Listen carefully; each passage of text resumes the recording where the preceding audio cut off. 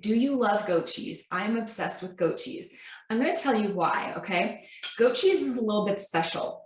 It's very, very high in protein, and all cheeses have fat, including goat cheese. Don't be eating that fat-free cheese. Life is too short. You deserve better, okay? So goat cheese has fat in it, but here's the thing, ladies, it's a special kind of fat. The fats that are in goat cheese are called capric acid and caprylic acid. And these two types of fat are special because there's evidence showing that they increase feelings of satisfaction and they benefit weight loss, which is like amazing. Goat cheese benefits weight loss. I said that.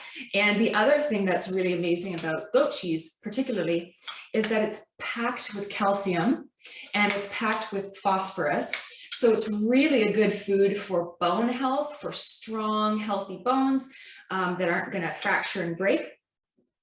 And it's also, it's probiotic, so like a yogurt, right? So goat cheese contributes to your immune system and having healthy digestion.